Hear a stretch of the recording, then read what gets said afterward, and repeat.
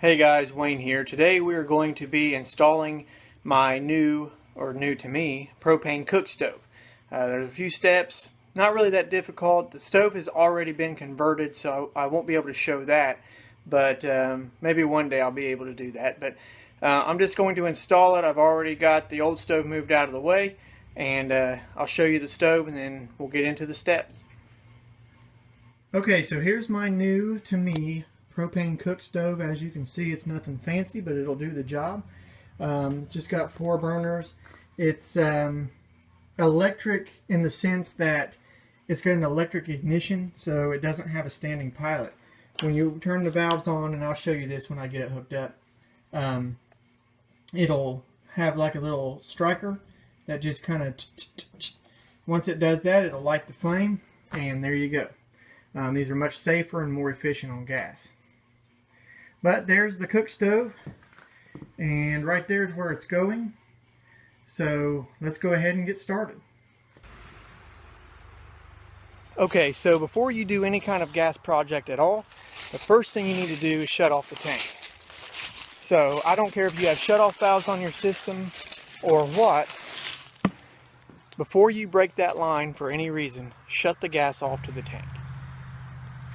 And to do that, all you really have to do is open the dome lid. I just had this sucker filled up, and let's see if we can get it focused. 80%. That means there's 400 gallons in this 500 gallon tank. So this is your service valve. This is your wheel valve. All you need to do is, you can see right there where it says open that direction.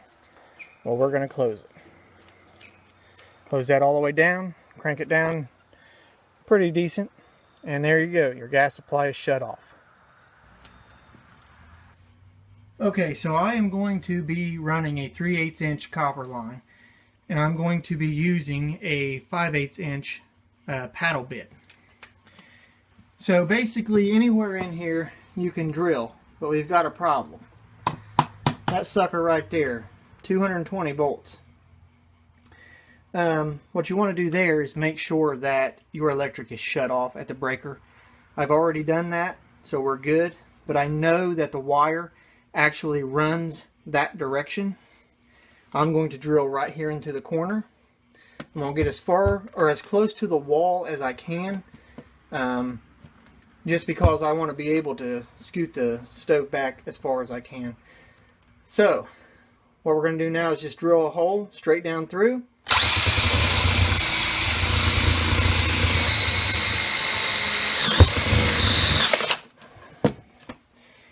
Easy peasy lemon squeezy. So now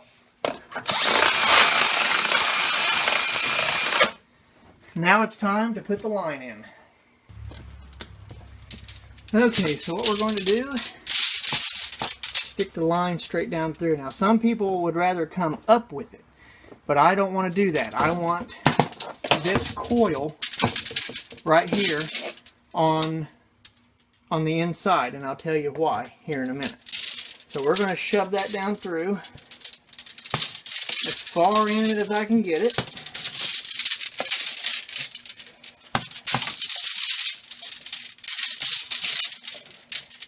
And then I'm going to take this coil and I'm just going to unroll it about 20 feet. Okay, so what I'm going to do is, I already have a ventless heater inside my house. I'm going to tap into the same line that ventless heater is on. So I only really have to run about 20 feet of line, if that. So what you will need is a couple of adjustable wrenches. You'll need a tubing cutter and a flaring tool. Now your flaring tool don't have to be as fancy as mine, but when you flare as many lines as we do, these things are incredible. And of course, you'll need fittings. I've got the 3/8 flare tees, 3/8 flare nuts, and I've got a whole slew of fittings in here I'm going to put in my pocket and take with me. This is going to involve getting under the house, which, let's face it, is not always fun. However, I live in a mobile home, it sits far enough off the ground where I can actually sit down in there and be somewhat comfortable while I'm working. So basically, that's all you need. And I don't take a tool bag under there with me. I shove everything in my pockets. If you had a small tool bag that you could clip to your belt loop, that would be fantastic. Alright, so I've waited long enough. Let's crawl under the house and get that line hooked up.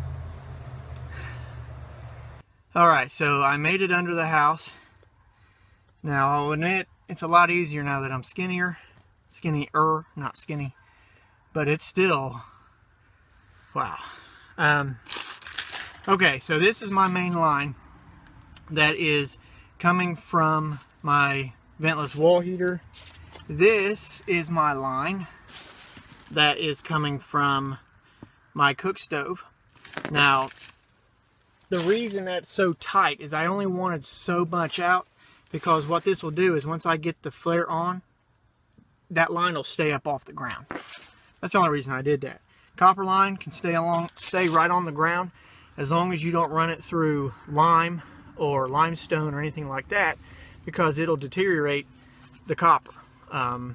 Decon, mice killer, mice bait, that'll do the same thing. It'll eat right through copper. Charcoal, stuff like that, will eat right through it. So it's best to keep it up off the ground. But the reason I want this up off the ground is if I have to pull one of these panels out for whatever reason, I'm not going to have a gas line in my way. So basically the first thing is to take your tubing cutter, and we're just going to cut this line right in half.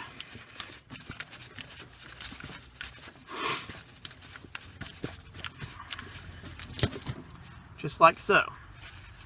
Smell a little bit of residual propane, but nothing bad because we've got the gas turned off. Okay. So, next is we're going to put 3/8 nuts, flare nuts, one there,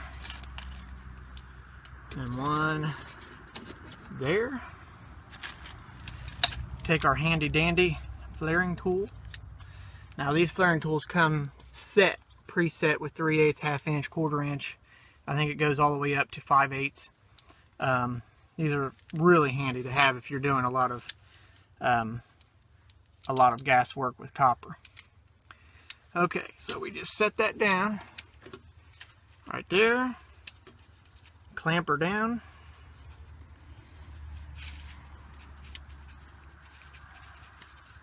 And then just flare it.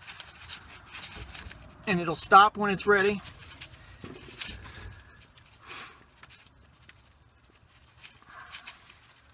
Unclamp.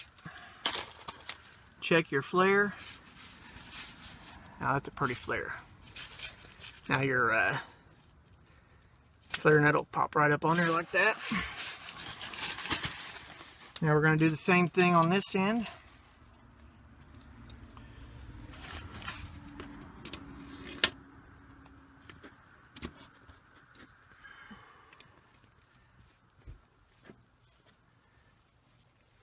Clamp her down. Give it a good flare.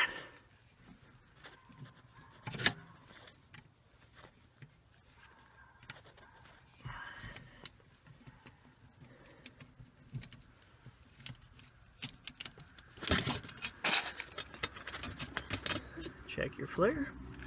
Looking good. Now we're going to do the same thing over here. So one of the things you want to check, however, and yes, there's some in here. I did not cover this up. Normally I do. Piece of electrical tape, duct tape, whatever. I've got some insulation in the line. Best thing to do, just cut that end off. You could probably dig it out if you wanted to. But if you forget to do it, it ain't no big deal. Just cut the end off.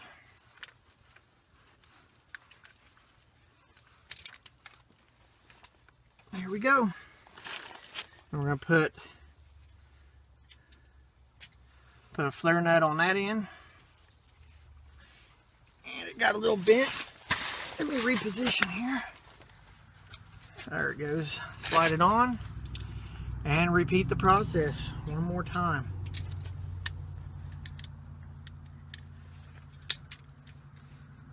Now, some may say, well, those flaring tools just make you lazy. Yes, they do. But they also make the job a lot quicker. Setting 4 to 5 tanks a day, you're looking at least 4 flares. At least 4 flares, if not more, per set. Doesn't sound like a lot. If you're using one of them old-fashioned clamp deals, it takes a lot of time, and this takes the guesswork out of it. There's a stopper right there. It stops right there. You flare it. You don't have to guess. So there's my 3 lines. Take a handy-dandy flare tee. I love these things. Now, some may ask, are you not going to pipe dope or tape those threads? And the answer is no, I'm not. You do not have to when it comes to flare fittings. What happens is, for those of you who don't already know, the tee clamps down on there like that. The nut pulls the copper against the brass and it seals it up just fine. Can you use tape? Absolutely. I never do. We never do on any of our installs when we're using flare fittings, and we never ever ever use compression fittings on gas. Those ferrule fittings, we never use them on propane ever. I would say 99% of all of them that we have ran into have been leaking. They just do not work well for gas. And there's old timers out there that swear by them. But in my experience, I would absolutely never, ever, ever recommend compression fittings for propane, or any kind of gas for that matter. So we're just going to put that down there, and then put that one right there. Now, one thing I forgot a pipe wrench. And what I use a pipe wrench for is I'll put the pipe wrench right here, and it'll make it a lot easier to tighten this nut down. Now I've got to move this down just a little bit where I cut that line. Perfect. So we are going to tighten that down. Tighten it by hand first.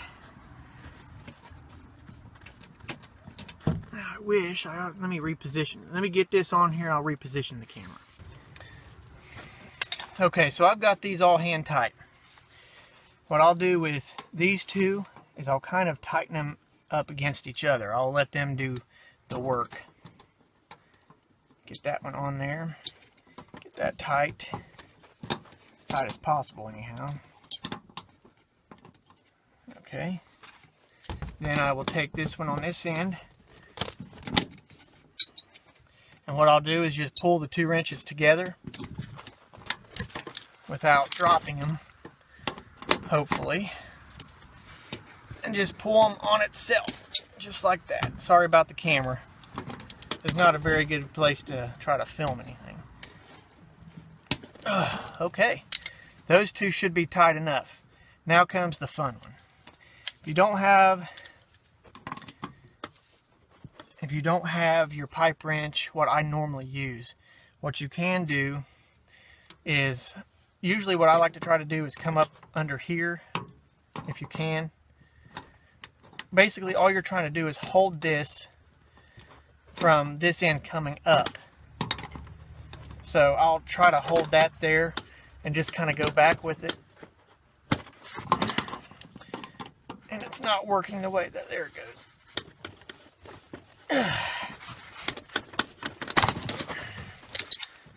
That should be tight enough. It slid right off the brass. This should be tight. But we won't know until we do our leak check. Now, there's several ways to do a leak check. What I'm going to do is, we've got a special formula that we use, specifically designed for checking leaks. It's designed to bubble at within 5 seconds. Also, you can do a pressure test. If this is not leaking, then I'm not going to do a pressure test on my system. Now, if this was a system that I was doing for a customer, I would do both. I would spray it, do a pressure test. I will show you guys in a separate video how to do a pressure test.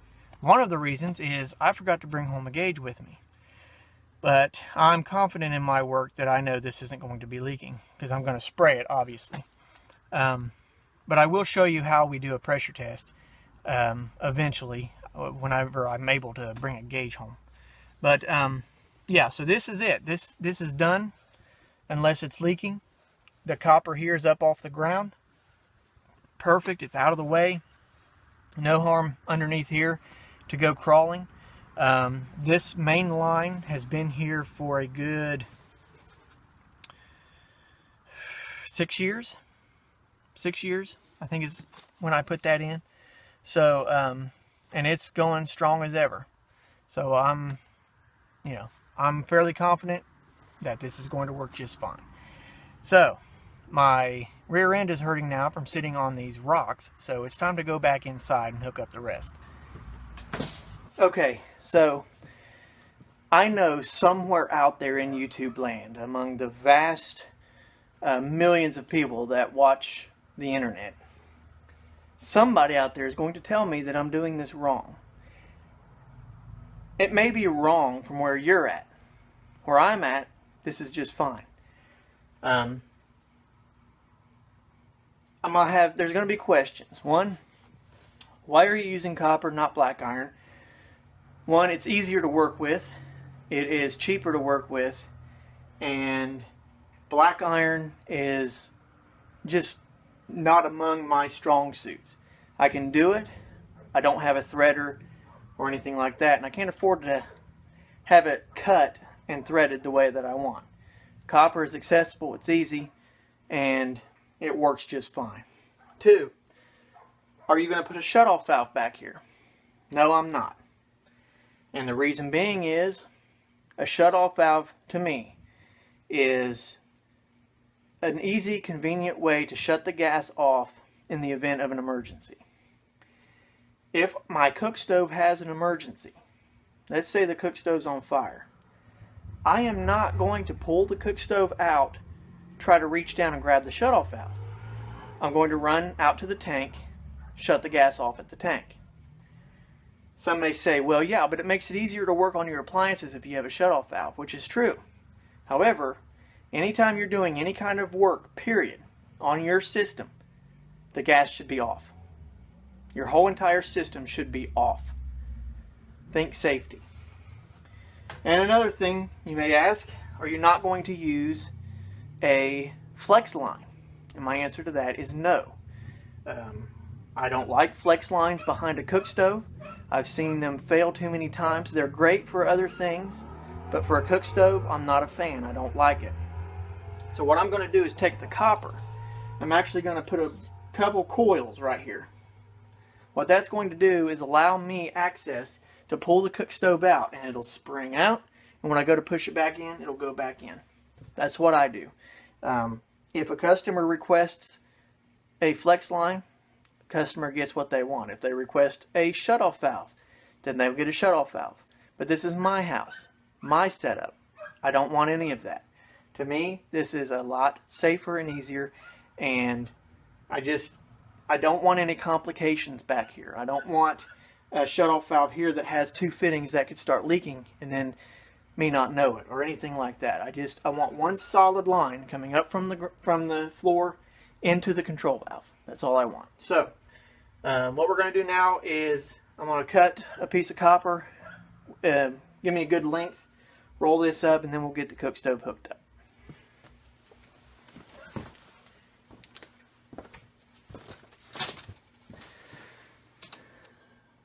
Okay, so here's my coil. What we're going to do there is the same thing that we did underneath the house. If I can dig out my fittings, we're going to put flare nut on, and we're going to flare the line.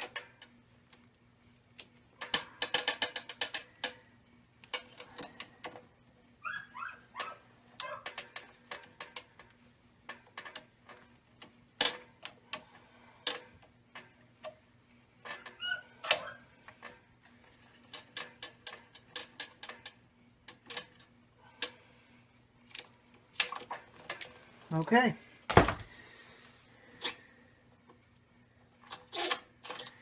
Now it's time to scoot the stove over here and get it hooked up. Okay, so I've got the gas on, obviously. Now what I've done is actually loosen this up so you can see what it looks like when that stuff starts bubbling. What I compare it to is it looks like kids blowing bubbles in chocolate milk. They are designed to replicate just like that. The suds you might see right there, that's not what it looks like. This right here, that is a gas leak. So what we're going to do now is turn that on there, crank her down, and we're going to give it another good spray. This time, hopefully, it's not leaking. Like that right there, those suds that you see, that is not a leak. That's just from the solution.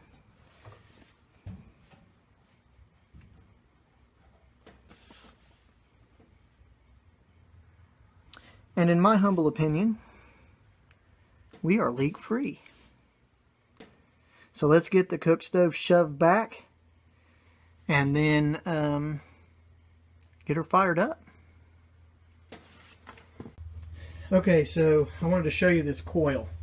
I've got this coiled out, and when I shove that back in, that coil will go right back in its place just like it's supposed to. And that'll let me be able to pull the stove in and out the way I want. Now, at your house, obviously, you can do this any way you want. But this is what I like from my place. As long as there's no leaks, as long as it's done safely, then there's no problem. So let's go ahead and get the stove shoved back, and we'll light her up and see how she burns. So I wanted to show you that I have the stove about 10 inches away from the wall, and see how that's coiling right back. I have not touched this line at all since I started pushing that back. So it's working exactly like I wanted it to. So that's the reason I do that. It just coils in and out like an accordion.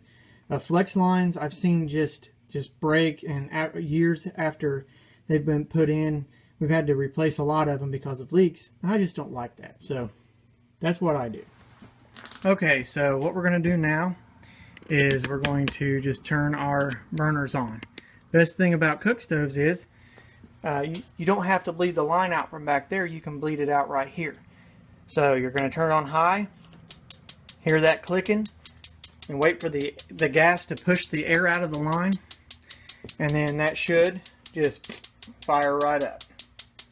It may take it a minute.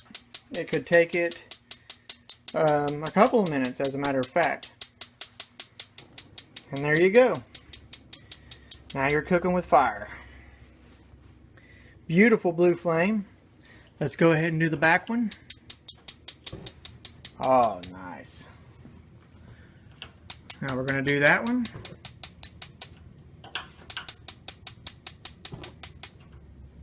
Beautiful, if I do say so myself.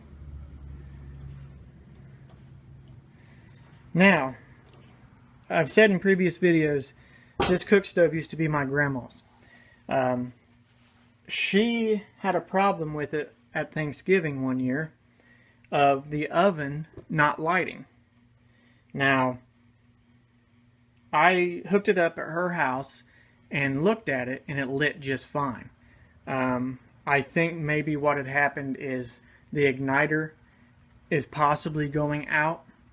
I have a new igniter, but I'm going to not install it until it starts doing that to me. So what we're going to do now is we're going to go ahead, turn that up about 300. What we wanted to see is to make sure that the oven lights. So while that glow plug is getting hot, let's go ahead and I'll get the broiler pan out so we can see if that's going to light. Okay, so hopefully you can see it's going to be dark until that burner kicks on, but the igniter is lit. That glows red hot. When it gets to a certain temperature, it kicks on the control valve, which lights the burners. So we're going to sit here and wait. And there it goes. Is that not a beautiful sight? Absolutely beautiful. You've got beautiful blue flames. I do see a little bit of yellow in there, but not enough to worry about. If I had to, I could adjust that down. But mainly what I'm looking for is if you see the heat shield right there. The heat shield that goes over there, all the way over here. What you don't want is that flame going beyond that heat shield. Other than that, you're just fine. Now, if you were to hook this up to propane and it has not been converted from natural gas, you would definitely know it, because that flame right there would be rolling over that heat shield. But that is lit up and good to go. Well, I hope you enjoyed this video. Wasn't nothing special, but now I've got myself a propane cook stove. Been wanting one for a while, finally got it hooked up. I am going to put the grates on it. I left them out in the truck. But that is it. I hope it helped in some small way. Now, like I said, I know there's going to be somebody that say, you're doing that wrong, and blah, blah, blah. And I'm just waiting for it, and I get it. But I wouldn't do it this way if it was going to be dangerous. And I'll tell you why. I have a 7-year-old daughter. And I'm not going to do anything to put her life in danger. This is completely safe. The system is sealed. I am perfectly content with using this cook stove in this way. So, I want to thank you guys for watching. I hope this helped, and I'll talk to you next time.